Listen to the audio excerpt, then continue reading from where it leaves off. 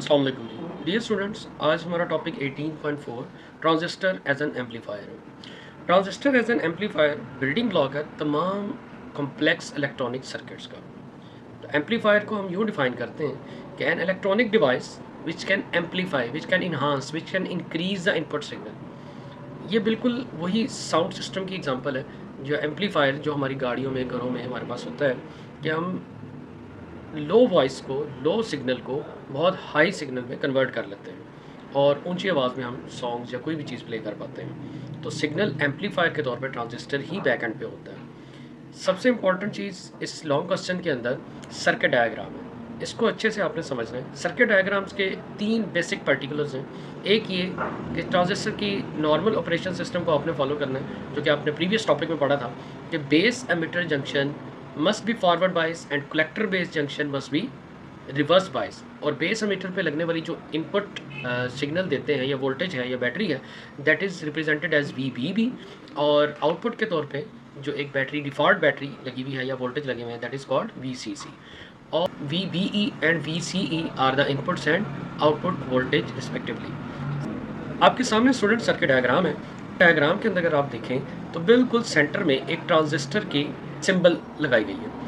यहाँ पे एक और चीज़ डिफरेंस है ट्रांजिस्टर वाले टॉपिक से, ट्रांजिस्टर एज एन एम्पलीफायर में, कि यहाँ कॉमन एमिटर कॉन्फ़िगरेशन की गई है। यानी एमिटर लेग जो है उसको सेंटर में लगाया गया है और इनपुट बेस के थ्रू जा रही है और कलेक्टर जो है उससे आउटपुट ली जा रही है। याद रहे, अब बेस और एमिटर के दरमियान जो स्मॉल इनपुट रेजिस्टेंस है उसको हम कहेंगे स्मॉल RIE, और जो करंट फ्लो होगा बेस के थ्रू से कहेंगे IB, और कलेक्टर से जो करंट फ्लो होगा वो कहलाएगा IC। बेस की तरफ जाने वाले रास्ते में एक रजिस्टर लगा हुआ है, that is called RB, base register, और उससे नीचे एक VB यानी इनपुट वोल्टेज या इनपुट पोटेंशियल लगा हुआ है। यहाँ पे जो यूज़ किया जाने वाला ट्रांजिस्टर है दैट इज़ NPN, यानी बेस जो है वो P रीजन है, पॉजिटिव रीजन है। तो अगर आप उसको ट्रेस बैक करते हुए VBB बैटरी के पास लेके आएँ तो P पॉजिटिव एंड से कनेक्टेड है बैटरी के, तो हम इसी कॉन्फ़िगरेशन को कहते हैं कि ये फॉरवर्ड बाइसिंग है। और अगर एमीटर लेग को आप देखें तो वो नेगेटिव से कनेक्टेड है, N रीजन नेगेटिव से और P रीजन पॉजिटिव से कनेक्टेड है। तो हम कहेंगे कि ये वाला सेटअप है, ये हमारे पास जो पहला जोन बन रहा है, बेस एमीटर का जो जोन बन रहा है, ये फॉरवर्ड बाइसिंग पे है। सिमिलरली जब आउटपुट रीजन की सेकंड जोन की बात करते हैं, सेकंड रीजन में जाते हैं, तो यहाँ कलेक्टर लेग को देखें, N रीजन, N कनेक्टेड है आगे एक RC कलेक्टर रेजिस्टेंस पे, कंट्रोलिंग के लिए लगी हुई होती है, और यहाँ पे ये पॉजिटिव VCC बैटरी के पॉजिटिव टर्मिनल से कनेक्टेड है। तो यहाँ पे ये क्या हो गया, reverse bias, N region C यानी कलेक्टर कनेक्टेड है पॉजिटिव एंड से, तो ये हमारे पास बनता है रिवर्स्ड बाइस केस। तो हमारी पहली 2 कंडीशन जो सर्किट डायग्राम में यहाँ लिखी हुई है कि base emitter junction must be forward bias और collector base junction must be reverse bias, तो ये दोनों काम हो गए। यहाँ पे अगर बेस और एमिटर जंक्शन से देखें तो यहाँ VBE एज ए इनपुट काम कर रही है और कलेक्टर वाली साइड से हमें आउटपुट मिलेगी, तो यहाँ पे लिखा गया VCE, कलेक्टर मीटर जंक्शन से हमें मिलेगी आउटपुट, यानी बेस एमिटर को इनपुट देंगे और कलेक्टर मीटर वाली साइड से आउटपुट मिल जाएगी।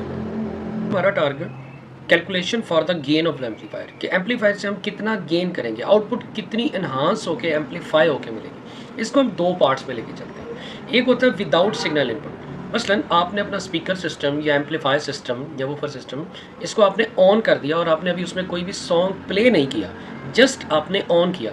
तो जैसे आप स्विच ऑन करते हैं तो हम देखते हैं उसमें क्या क्या चेंजेस आ रहे हैं या क्या क्या चीज़ें बाय डिफ़ॉल्ट हमें मिल रही हैं। उनमें हम 3 चीज़ें कैलकुलेट करेंगे। नंबर 1 पे हम देखेंगे कि बेस करंट क्या है। ओम्स लॉ के अकॉर्डिंग जैसे I = V/R होता है, तो चूँकि यहाँ पे आप देख रहे हैं कि इनपुट VBE है, तो हमने कहा IB base current, V potential की जगह VBE, और रेजिस्टर जो बेस और एमिटर रीजन में जो रेजिस्टेंस है वो है RIE।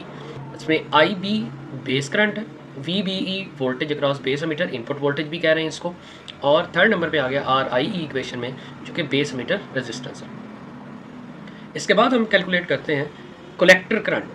हमने प्रीवियस टॉपिक में पढ़ा था कि बीटा इक्वल है IC/IB, this is the fundamental equation of the transistor.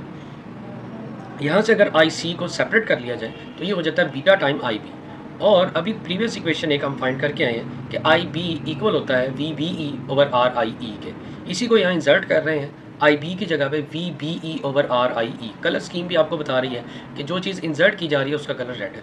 तो हमारे पास 2 इक्वेशंस आ गई कि बेस करंट की वैल्यू होगी VBE/RIE और कलेक्टर करंट की वैल्यू होगी beta time V B E over R I E.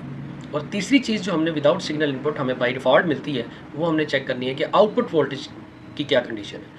Output voltage के लिए वी आउट या वी सी ई का सिंबल यूज़ करते हैं हम, और आउटपुट वोल्टेज निकालने के लिए हम निकालते हैं किरचॉफ वोल्टेज लॉ KVL। और ये बात बोर्ड वाला अक्सर MCQ में भी आपसे पूछ लेता है। और ये लॉ कैसे अप्लाई होगा, हम डायग्राम को एक दफ़ा फिर से ट्रेस करेंगे। याद रखिएगा ये हमारे पास आउटपुट वाला लूप है जहाँ पे आउटपुट वोल्टेज का कंसर्न होता है। तो हम ट्रेस बैक करेंगे, यहाँ से करंट को ट्रेस करेंगे। अज्यूम करें कि करंट VCC के पॉजिटिव टर्मिनल से आउटपुट ले रहा है। मैं फिर रिपीट कर रहा हूँ, VCC के पॉजिटिव टर्मिनल से जब करंट आउटपुट लेगा तो हम VCC के साथ पॉजिटिव सिंबल लगा देंगे। VCC के साथ एक पॉजिटिव सिंबल रहेगा यहाँ पे। फिर यही करंट जब मूव करता हुआ रेजिस्टर RC से गुजरेगा तो यहाँ पोटेंशियल ड्रॉप होगा, तो हम यहाँ के पोटेंशियल ड्रॉप को लिखेंगे नेगेटिव VCC के साथ। अभी तक हमने दो बातें सीखी कि करंट पॉजिटिव VCC साइड से निकला तो हमने उसके साथ पॉजिटिव रहने दिया, और चूँकि रजिस्टर जो कि कलेक्टर के साथ लगा हुआ है वहाँ पोटेंशियल ड्रॉप होता है तो हमने लिखा नेगेटिव VC के कलेक्टर पर पोटेंशियल ड्रॉप होगा। इसके लिए जहाँ भी पोटेंशियल ड्रॉप हो किरचॉफ वोल्टेज लॉ के अकॉर्डिंग वहाँ नेगेटिव लगता है। अगेन इसको जब हम एंटी क्लॉकवाइज मज़ीद मूव करवाते हैं तो कलेक्टर और एमीटर जंक्शन से करंट जब निकलेगा तो बैरियर की वजह से यहाँ भी पोटेंशियल का ड्रॉप आएगा। तो यहाँ जो पोटेंशियल ड्रॉप आएगा उसको हम लिखेंगे VCE, collector emitter potential drop, negative sign यहाँ भी यूज़ करेंगे। और जब हम मज़ीद ट्रेस करते हैं करंट को तो वो लूप में मूव करता करता वापस नेगेटिव VCC में एंटर हो जाएगा। तो तीन जगह पे पोटेंशियल चेंजेस आ रहे हैं। एक जगह पोटेंशियल पॉजिटिव से निकल रहा है उसको पॉजिटिव लिख दिया, फिर RC में पोटेंशियल ड्रॉप हो रहा है नेगेटिव VC लिख दिया, और फिर कलेक्टर और एमीटर जंक्शन के दौरान पोटेंशियल ड्रॉप हो रहा है उसको हमने नेगेटिव VCE लिख दिया। और वापस हमारा लूप कंप्लीट होने पर हमने इक्वल टू 0 लगा दिया। तो यहाँ हम कंप्लीट किरचॉफ वोल्टेज लॉ लगा लेते हैं। हमारी रिक्वायरमेंट है आउटपुट वोल्टेज। हमने यहाँ दोनों जो नेगेटिव पोटेंशियल्स हैं इनको राइट साइड पे शिफ्ट किया तो ये दोनों हो गए पॉजिटिव, और ये बन गया VCC is equal to VC plus VCE। और VC की जगह पे हमने रिप्लेस किया ICRC को, VC की वैल्यू लगा ली, और ये बन गई इक्वेशन ICRC प्लस VCE।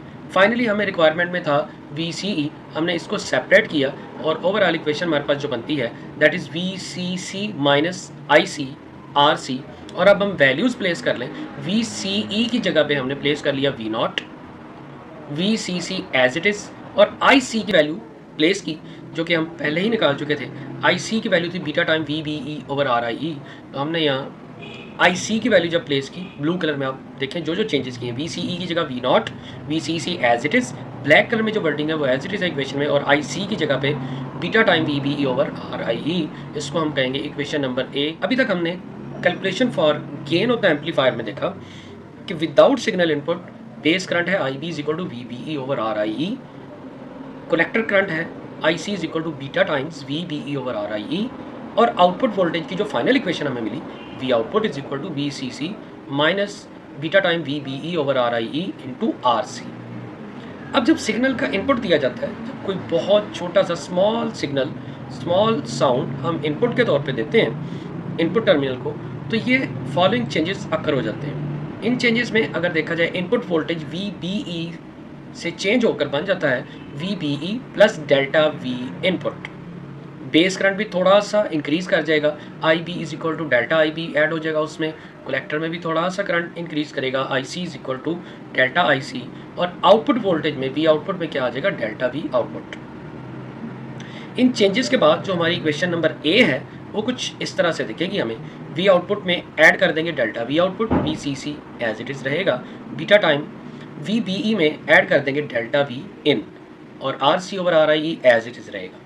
यानी हमने बेस करंट और कलेक्टर करंट का इस्तेमाल नहीं किया, जबकि पोटेंशियल चेंजेस जो भी थे, चूँकि उस इक्वेशन में पोटेंशियल चेंजेस ही अवेलेबल थे, आउटपुट में डेल्टा V आउटपुट हुआ और इनपुट में VE में डेल्टा V इनपुट आ गया।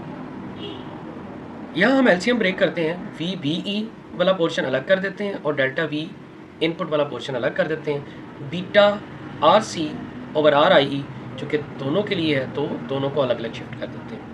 यानी हमने एलसीएम ब्रेक किया और इस इक्वेशन में कोई चीज़ चेंज नहीं हुई, सिर्फ सेंटर से प्लस साइन में एलसीएम ब्रेक कर दिया।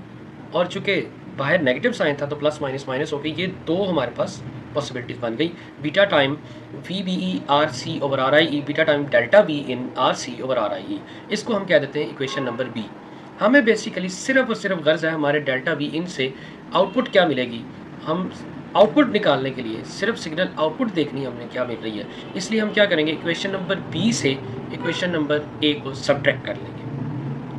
इक्वेशन बी आपको ब्लैक कलर के लेटर्स में नज़र आ रही है और इक्वेशन ए जो है उसको रेड में लिखा गया है, ठीक है। तो हम बी को एज इट इज़ लिखा हुआ है V naught plus delta V naught, right side पे वी सी सी और जो भी यहाँ बी इक्वेशन है, जबकि equation number A red colour में आपको नज़र आएगी जिसको माइनस करवाया गया है।